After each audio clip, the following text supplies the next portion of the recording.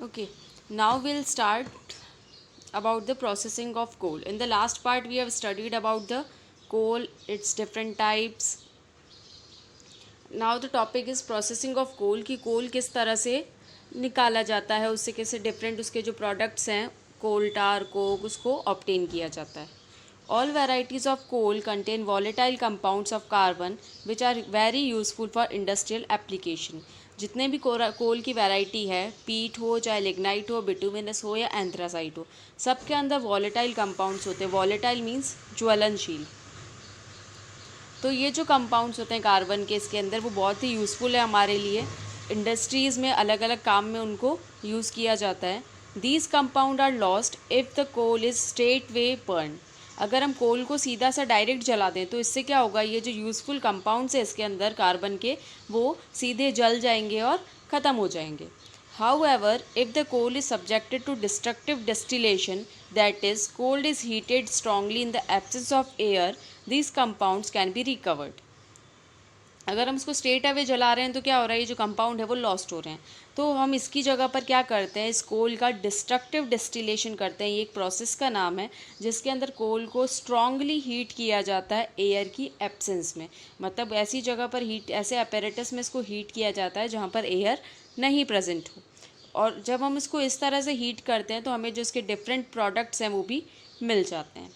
Let us study the products obtained by the destructive distillation of coal and their uses.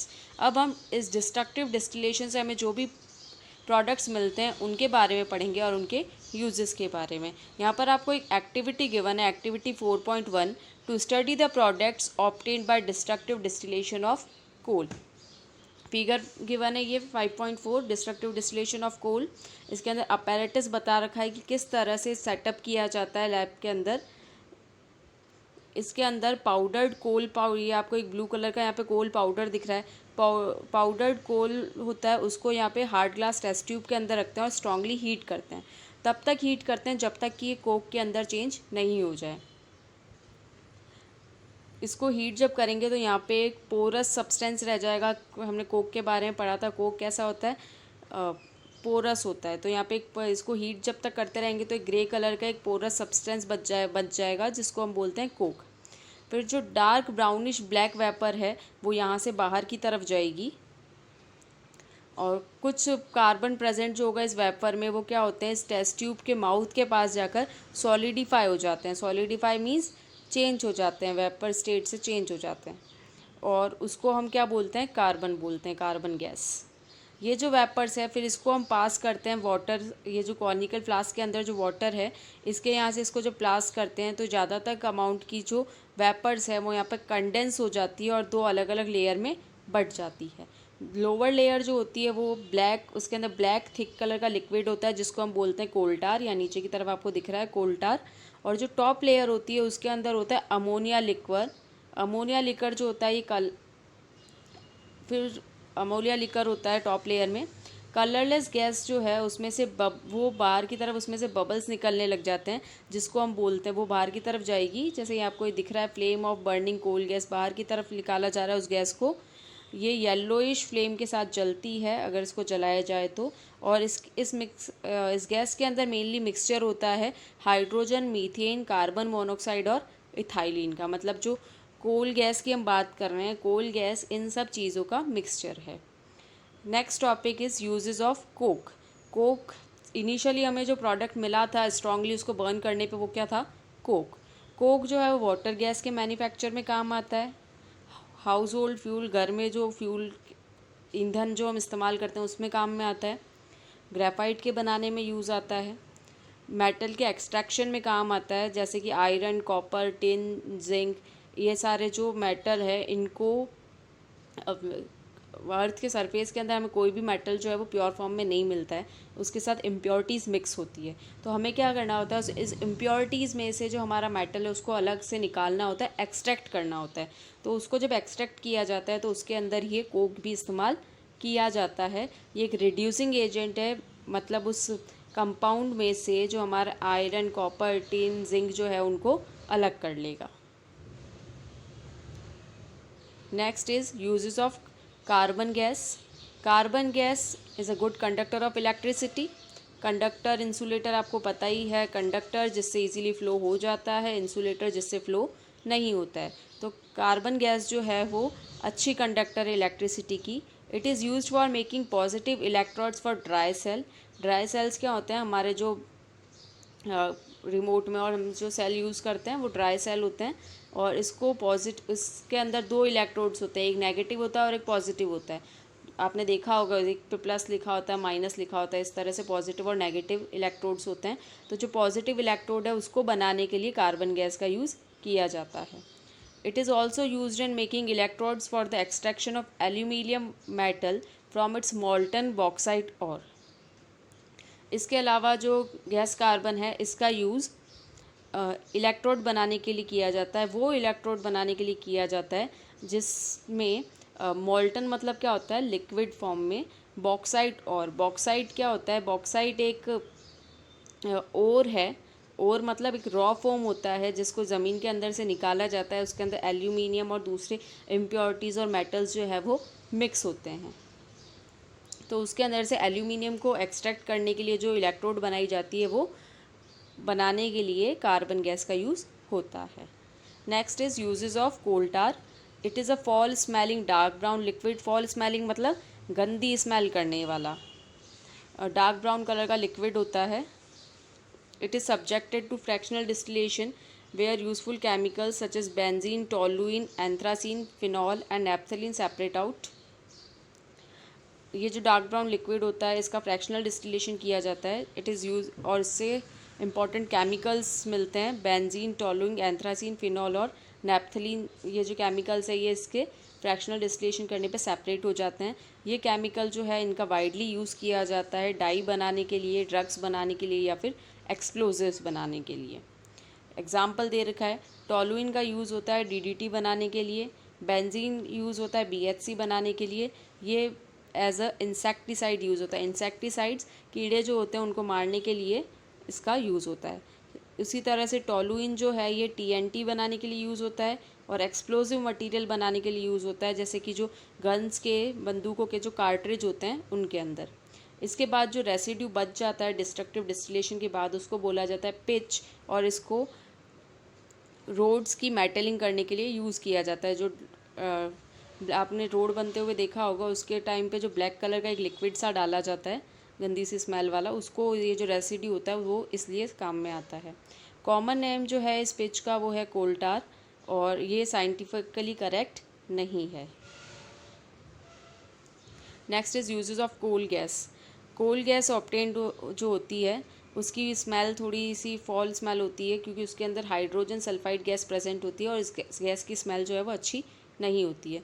इसको purify किया जाता है और फिर इसको हाउस होल्ड फ्यूल की तरह यूज़ करते हैं। It is also used as a industrial fuel for those industries which are located near the coal processing unit. Coal processing unit के पास में जो भी इंडस्ट्रीज़ हैं वहाँ पर इसको इस्तेमाल किया जाता है as a industrial fuel. Now we are done with coal. अब हम नेक्स्ट के बारे में पढ़ेंगे, वो है पेट्रोलियम।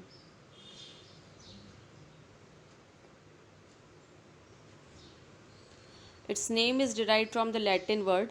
ये जो पेट्रोलियम वर्ड है ये लैटिन लैंग्वेज से मिला है, जिसमें पेट्रा का मतलब होता है रॉक और ओलियम का मतलब होता है ऑयल। दस पेट्रोलियम मीन रॉक ऑयल। तो पेट्रोलियम का मतलब क्या हुआ, रॉक ऑयल। पेट्रोलियम और oil is a liquid form of fossil fuel. ये हमारा जो फॉसिल फ्यूल का जैसे कोल सॉलिड फॉर्म था वैसे ये फॉसिल फ्यूल का लिक्विड फॉर्म होता है। Petroleum has not only become world's leading fossil fuel but its products have almost become indispensable for the people on the earth। Petroleum world का सबसे लीडिंग फॉसिल फ्यूल है और इसके जो products हैं वो भी इतने इम्पॉर्टेंट है कि लोगों की लाइफ जो है उसके बिना सिंपल नहीं है। It is a thick dark combustible liquid made up of hydrocarbons that is compounds containing only hydrogen and carbon. ये जो पेट्रोलियम है ये थिक, गाढ़ा, डार्क कलर का, कंबस्टिबल मतलब जलने वाला लिक्विड होता है जो मेनली हाइड्रोकार्बन से बना हुआ होता है। हाइड्रोकार्बन क्या होते हैं, हाइड्रोकार्बन ऐसे कंपाउंड होते हैं जो हाइड्रोजन और कार्बन के से मिलकर बने होते हैं। Most petroleum deposits are underground with the exception of few seepage और स्प्रिंग्स ऑफ पेट्रोलियम। ज़्यादातर जो पेट्रोलियम हमें मिलता है वो अंडरग्राउंड से मिलता है, लेकिन कुछ जो होते हैं वो कुछ पेट्रोलियम ऐसे होते हैं वो बाहर की तरफ भी हमें, जैसे स्प्रिंग जैसे कोई नहर से निकल रही हो वैसे उस तरह सीपेज की तरह बाहर ज़मीन पे भी आ जाते हैं। पेट्रोलियम डार्क ऑयली लिक्विड होता है, इसीलिए इसको ब्लैक गोल्ड भी बोला जाता है। ब्लैक गोल्ड इसको क्यों बोलते हैं? क्योंकि कॉमर्शियली बहुत ही इम्पॉर्टेंट है। सो आपको ये चीज़ याद रखनी है कि पेट्रोलियम को ब्लैक गोल्ड बोला जाता है, इसको अंडरलाइन कर लो। Next is origin of petroleum. Petroleum जो है वो कहाँ से आया? क्रूड ऑयल और petroleum is a complex mixture of solid liquid and gaseous hydrocarbons mixed with salt water and earthly particles. Petroleum को क्रूड ऑयल भी बोला जाता है।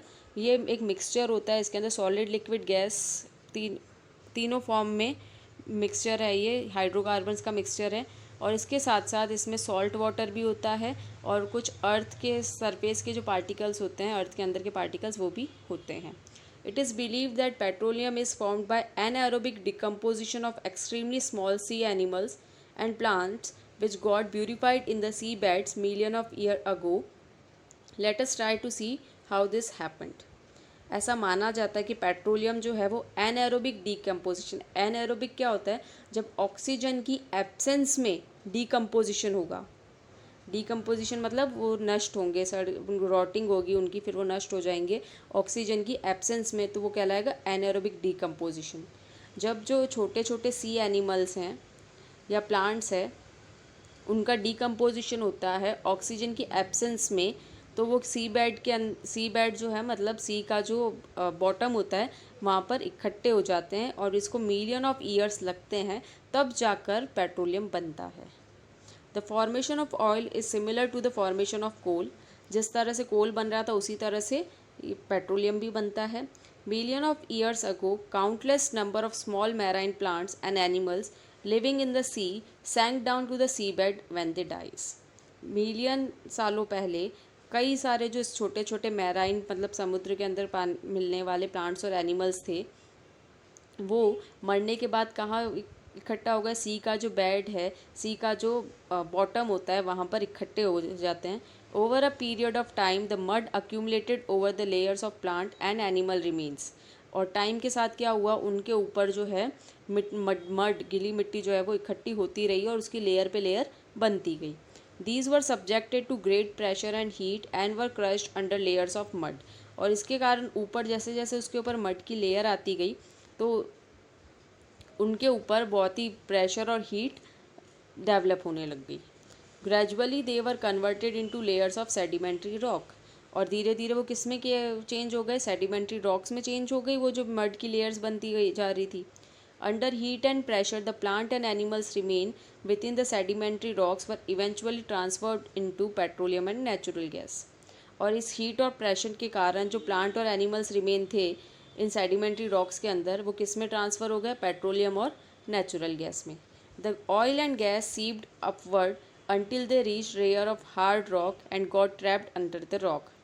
ये जो ऑयल और गैस है वो जब ऊपर की तरफ उठने लग जाती है, जब तक वो हार्ड रॉक के जो लेयर है वहाँ तक नहीं पहुँचती तब तक वो अंदर ही रहती है। उसके बाद वो उस लेयर पर पहुँचने के बाद ऊपर की तरफ आने लग जाती है और ये उन रॉक्स के अंदर क्या होती है? ट्रैप हो जाती है, मतलब रॉक्स के अंदर इकट्ठे होके रह जाती है। नेक्स्ट है occurrence of petrol. Petroleum occurs at a moderate depth 1500 metre to 2000 metre between the two layers of impervious rock. Petroleum जो है वो मॉडरेट डेप्थ में मिलता है, मतलब अर्थ के क्रस्ट में ना बहुत ज़्यादा ऊपर मिलता है ना बहुत ज़्यादा अंदर मिलता है। 500 मीटर टू 2000 मीटर के बीच में मिलता है। और जो इम्परवियस रॉक, ये एक रॉक का टाइप है, उसके बीच में ये मिलता है, उसकी दो लेयर्स के बीच में। तो petroleum deposits are usually found mixed with salt water. और ये पेट्रोलियम के जो डिपॉजिट मिलते हैं वो कैसे मिलते हैं? जनरली ये सॉल्ट वाटर, जो खारा पानी होता है, उसके साथ मिक्स होते हैं। The petroleum is lighter than salt water and hence floats over it. जो पेट्रोलियम है वो खारे पानी से हल्का होता है, इसलिए वो क्या करता है? उसके पानी के ऊपर की तरफ तैरता है, फ्लोट करता है। Natural gas is found about petroleum. और उस पेट्रोलियम के ऊपर क्या मिलता है? Natural gas. और ये जो नेचुरल गैस है ये रॉ पेट्रोलियम की लेयर और उसके ऊपर की तरफ क्या होगा, रॉक होगा, उन दोनों के बीच में होती है। फिर ड्रिलिंग ऑफ ऑयल वेल, यहाँ पे एक डायग्राम भी दिया हुआ है ये आपको ड्रिलिंग ऑफ ऑयल वेल का।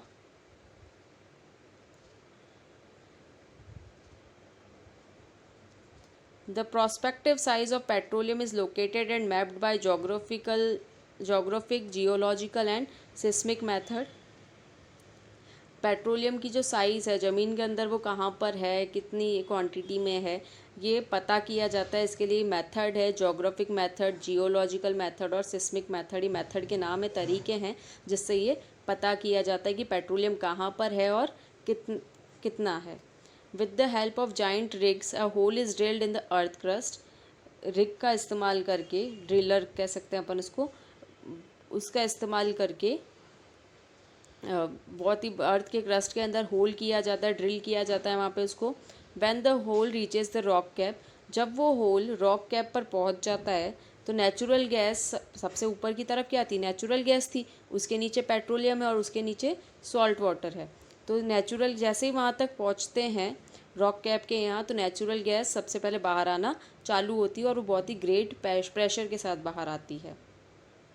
When the pressure of the gas subsidies, petroleum starts flowing out due to the pressure of natural gas।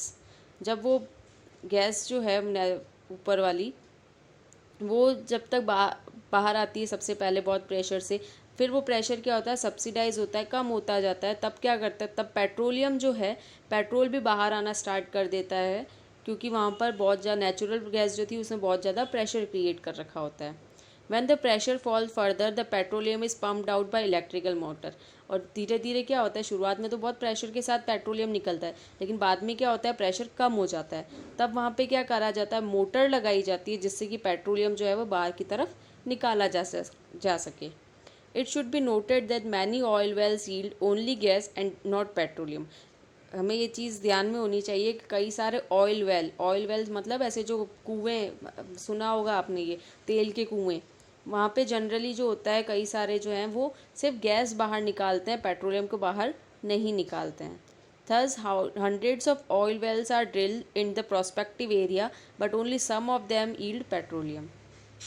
तो कई सारी हजारों वैसी वेल्स लगाएंगे, उनमें से ज़्यादा तक जो है उसके अंदर क्या आने वाला है, गैस बाहर आएगी, पेट्रोलियम उनके अंदर किन्हीं कुछ में ही निकलेगा।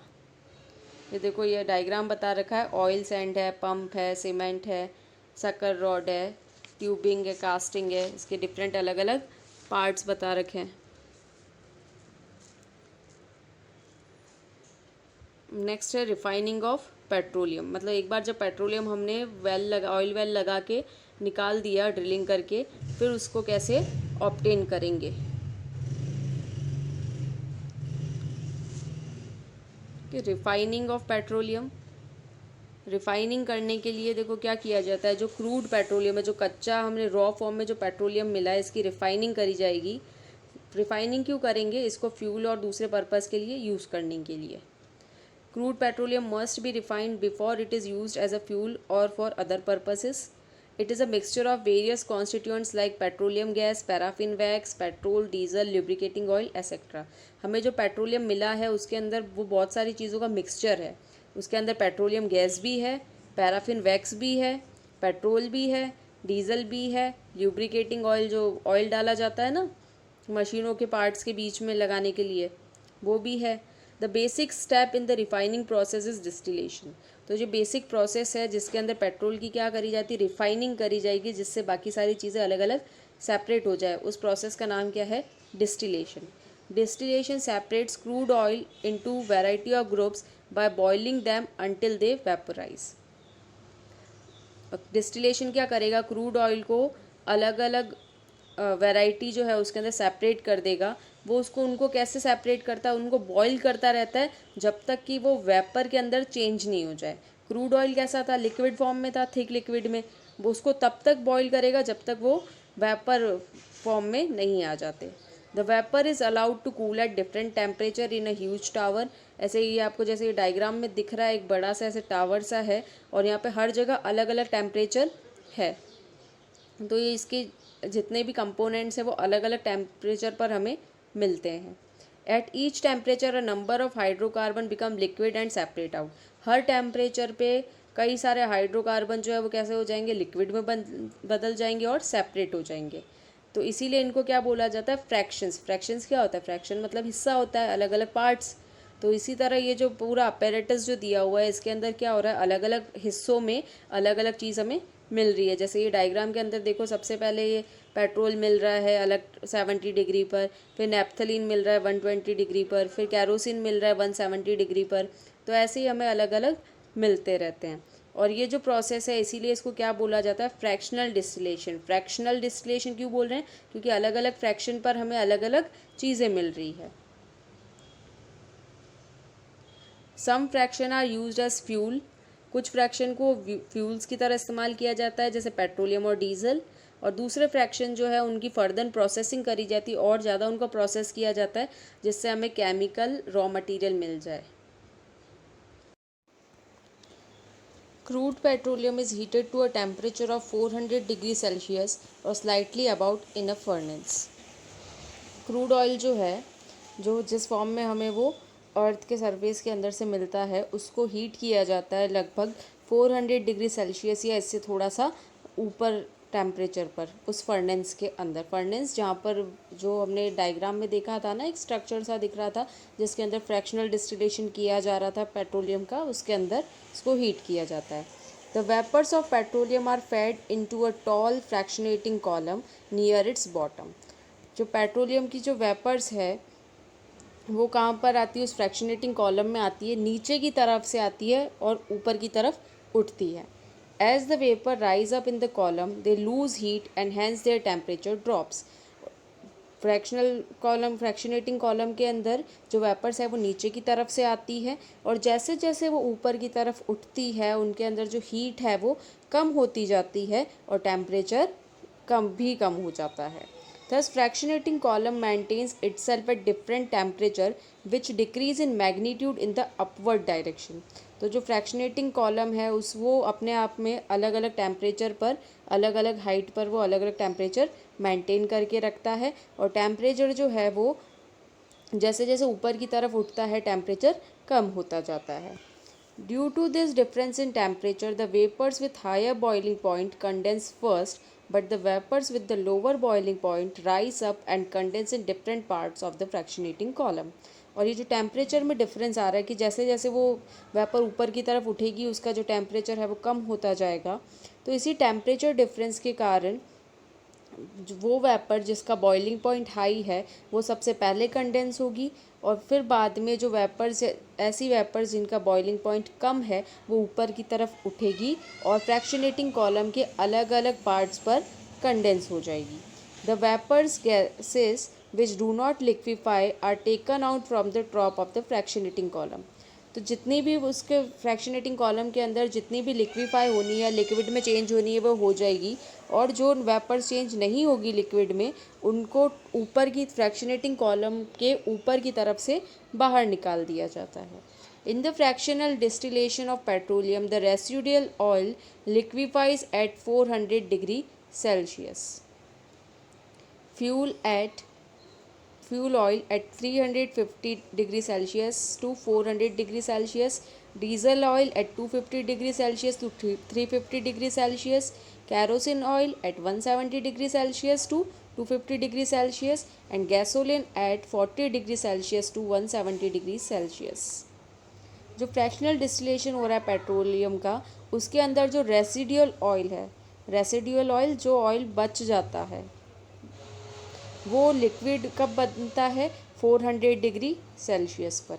फ्यूल ऑयल हमें मिलता है 350 से 400 के बीच में, डीजल हमें मिलता है 250 से 350 के बीच में, कैरोसिन मिलता है 170 से 250, और गैसोलीन मिलता है 40 से 170। Petroleum gas do not condense and is taken out from the top of the fractionating column. यहाँ जो पेट्रोलियम गैस है, पेट्रोलियम गैस कंडेंस नहीं होती है, वो लिक्विड में नहीं बदलती है, इसीलिए उसको फ्रैक्शनेटिंग कॉलम का जो टॉप होता है वहाँ से उसको बाहर निकाल दिया जाता है। All other fractions are removed from their respective outlets. और बाकी सारे जो फ्रैक्शंस हैं उनको क्या किया जाता है, वहाँ पे उनके एक आउटलेट बना होता है, बाहर निकालने के लिए उसको वहाँ से उसको बाहर निकाल दिया। जैसा अपने को ये डायग्राम 5.6 में, जैसे ये देखो ये डायग्राम बता रखा है, इसके अंदर ये नीचे की तरफ ये हीटर बॉयलर है, ये यहाँ पर क्या हो रहा है, इसमें क्रूड ऑयल आता है, यहाँ नीचे की तरफ आता है, फिर वो यहाँ से कंडेंस होता होता ऊपर की तरफ उठता जाएगा। अलग अलग टेम्परेचर पे हमें अलग अलग चीज़ें मिल रही है। और वहीं पे ये बाहर की तरफ पाइप्स भी लगे हुए हैं जिससे कि वो कंडेंस होके बाहर की तरफ निकल जाता है।